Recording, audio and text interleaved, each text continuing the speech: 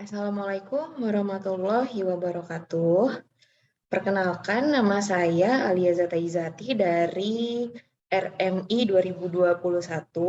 Saya akan sharing tugas saya tentang manajemen operasi infrastruktur dengan jenis infrastrukturnya adalah Waduk Cileweng yang berada di Bendungan Kuningan. Terima kasih atas waktunya dan tugasnya Pak Agung. Semoga sehat selalu ya Pak. Saya izin share screen.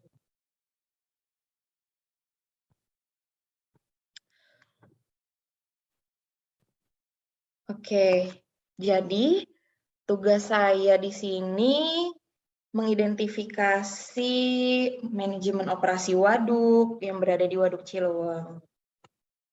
Ini adalah outline dari paparan saya, yaitu ada overview tentang Waduk Cileweng, ada operasi waduknya, lalu ada perhitungan dead storage dan live storage, kemudian ada percobaan perencanaan Waduk Cileweng seperti yang pernah Bapak ajarkan untuk mencari koefisien A, B, C, D, dan E. Oke, jadi overview Waduk Cileweng ini dulunya bernama Waduk Cileweng, tapi sekarang disebutnya sebagai Bendungan Kuningan. Nah, waduk ini dibangun untuk melayani daerah irigasi Cileweng dan daerah irigasi Jangkelok. Total daerah irigasi tersebut adalah 3.000 hektar. Nah, selain untuk irigasi, waduk ini dimanfaatkan untuk pengendalian banjir, air baku, dan PLTA. Lalu daerah genangan Waduk Cileweng sendiri meliputi Kampung Cileweng, Desa Randusari, lalu ada Dusun Sukaresmi, dan Desa Kawungsari, lalu ada Kecamatan Ciberem, Kabupaten Kuningan di Jawa Barat. Nah, ini adalah peta lokasi Waduk Cileweng. Waduk Cileweng sendiri terletak di Sungai Cikaro, anak cabang Sungai Cijangkelok, di mana Sungai Cisanggarung adalah sebagai sungai utamanya.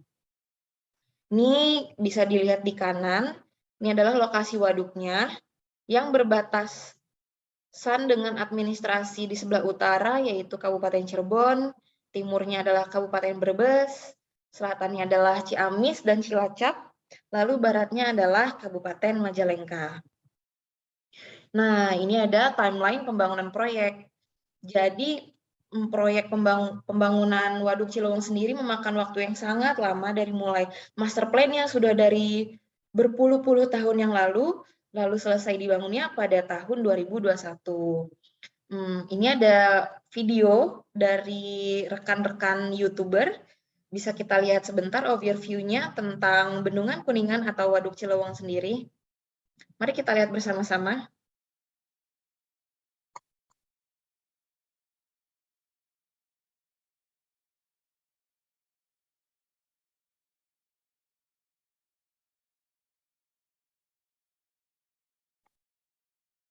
Mungkin saya cepetin ya.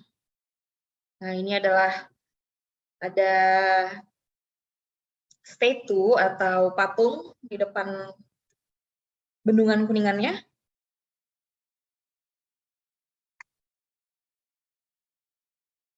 Nah, ini ada menuju gerbang pintu masuk bendungannya, tapi masih ditutup, belum boleh masuk. Ini kita skip ya. Ini ada video dari drone nih.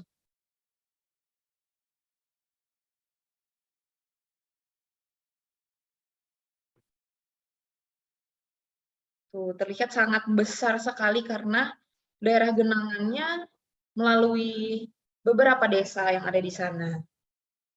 Tuh, ada 6 desa.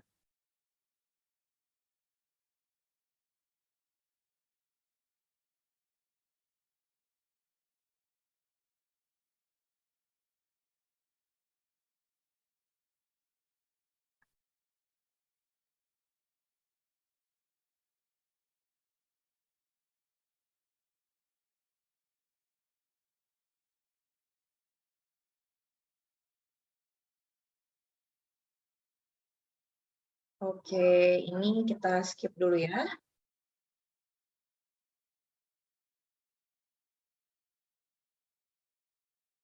Oke, jadi ini menceritakan tentang Presiden Jokowi yang datang kunjungan ke Bendungan Kuningan saat selesai dibangun.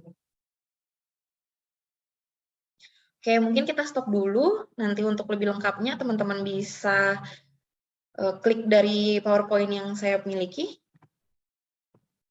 Oke, nah ini adalah data teknis Waduk Ciluweng. Jadi usia guna waduk ini direncanakan berusia 50 tahun dengan dimanfaatkan untuk irigasi, air baku, PLTA, dan tadi pengendali banjir. Luas waduk Ciluweng sendiri adalah 2.215.900 meter persegi. Nah, ini adalah data hidrologi, data waduk, data saluran pengelak, cover dam hulu, tubuh bendungan yang didapat dari dokumen DED atau Detailed Engineering Design yang dilakukan pada tahun 2008. Lalu ini juga ada data teknis mengenai pelimpah, lalu ada bangunan intake, ada bangunan saddle dam, lalu ada bottom outlet, lalu ini ada PLTA, dan lain-lain. Lalu berikutnya adalah tentang operasi waduk Ciluweng. Nah, untuk operasi waduk sendiri kita membutuhkan data curah hujan. Lalu dari data curah hujan sendiri, kita masukkan ke dalam Excel perhitungan operasi waduk. Jadi di sini nanti ada data kebutuhan PLTA, irigasi, air minum, sungai, industri, ikan, evaporasi, lalu ada data luas DPS, area waduk, sawah, perikanan, industri, jumlah penduduk, dan lain-lain yang kita olah sedemikian rupa sehingga mendapatkan operasi waduk untuk Waduk Ciluweng. Nah, kemudian untuk menghitung depth storage, kita memerlukan analisis sedimentasi waduk. Nah, kenapa sih butuh analisis sedimentasi waduk? Ini tuh butuh karena usia guna waduk dipengaruhi oleh sedimentasi. Nah, sedimentasi sendiri ini dipengaruhi oleh proses erosi lahan. Untuk perhitungan laju erosi dilakukan dengan metode Universal Soil Loss Equation dengan persamaan sebagai berikut, yaitu A sama dengan RKLSCP, dengan A adalah laju erosi aktual, R adalah erosivitas hujan, dan K adalah erodibilitas tanah, LS adalah faktor panjang dan kemiringan lereng, CP adalah faktor tanaman penutup dan pengelolaan tanaman.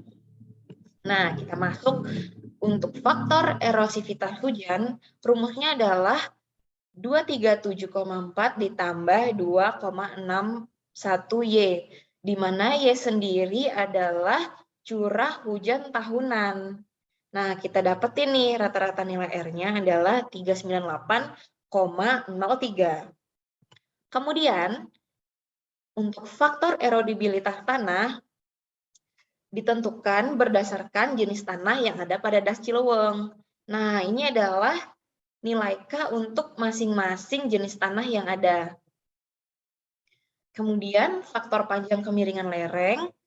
Nah, ini berdasarkan kemiringan lereng. Jadi kalau misalkan kemiringan lerengnya 0 sampai 5%, faktornya adalah 0,25 dan begitu seterusnya. Lalu faktor penggunaan lahan. Nah, ini didapatkan oleh tata guna lahan yang ada pada das Waduk Ciluweng. Di sana ada pemukiman, ada sawah, tegalan, perkebunan, dan juga hutan. Lalu didapatkan faktor CP dengan nilai yang bisa teman-teman lihat di sini. Nah, laju erosinya bisa kita lihat dari semua data yang ada, faktor-faktor tadi kita hitung dan didapatkan total laju erosi yaitu 1.426.100,78 ton per tahun. Kemudian kita bisa menghitung depth storage dari laju erosi yang tadi dengan mengalikannya dengan usia guna waduk. Nah, usia guna waduk di sini tadi kan sudah kita ketahui 50 tahun, maka tinggal dikalikan saja yang tadi. Hasilnya adalah 71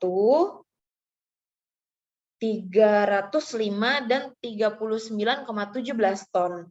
Nah, berdasarkan tabel kriteria dan kelas erosivitas ini, Waduk Cilewong termasuk dalam kelas erosivitas yang sangat tinggi dan kriteria sangat buruk karena bernilai erosinya itu lebih dari 1.000 ton per hektar per tahun.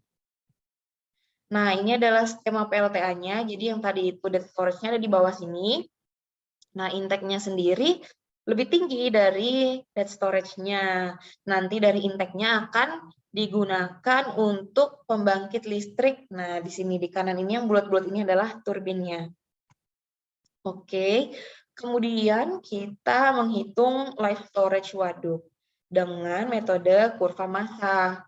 Jadi kita di sini butuh inflow totalnya, debit inflow total, yaitu bisa teman-teman lihat. Lalu kita juga butuh data dari kebutuhan per bulannya. Lalu kita butuh data kumulatif kebutuhan, dan nanti kita butuh selisih minimal dan selisih maksimal. Nanti kita dapat deh life storage-nya. Nah, kalau yang di kanan ini adalah gambaran apakah si Waduk Cilewong sudah memenuhi kebutuhan yang ada. Nah, bisa teman-teman lihat bahwa debit kumulatif pada Waduk Cilewong yang bisa disediakan oleh waduk tersebut itu sangat tinggi dibandingkan dengan kebutuhan kumulatif. Nah, ini berarti Waduk Cilewong sudah dapat memenuhi kebutuhan untuk irigasi, untuk air baku, dan juga untuk PLTA. Jadi tidak ada kekurangan ya teman-teman. Nah, ini adalah coba-coba perencanaan waduk seperti yang Pak Agung pernah ajarkan untuk menghitung koefisien A, B, C, D, dan E. Nah, pertama kita itu mengasumsikan waduk tersebut berbentuk trapesium. Nah, dari atasnya, tampak atasnya seperti ini. Nah, kita tahu nih data luas DPS dan luas area waduk, lalu kita tahu deh nanti luas penampangnya seperti itu. Lalu dari data tersebut, kita bisa menghitung volume air pada tiap elevasi. Nah, dari data ini, kita plot ke grafik. Nah, nanti hasil dari persamaan yang keluar dari grafik ini, misalkan Y sama dengan 3 dikali 10 pangkat minus 5X ditambah 4 kali 10 pangkat 6. Nah, itu kita bisa tahu nilai koefisien A dan B-nya. Lalu kemudian untuk koefisien C dan E juga sama. Kita dari grafik yang sudah diplot tadi, kita hitung deh dapat persamaan Y sama dengan berapa, lalu kita dapat koefisien C, D, dan E. Nah, sekian dari saya untuk tugas Waduk Cilewong. Semoga berkenan ya Bapak-Bapak dan teman-teman. Terima kasih atas waktunya. Salam sehat. Wassalamualaikum warahmatullahi wabarakatuh.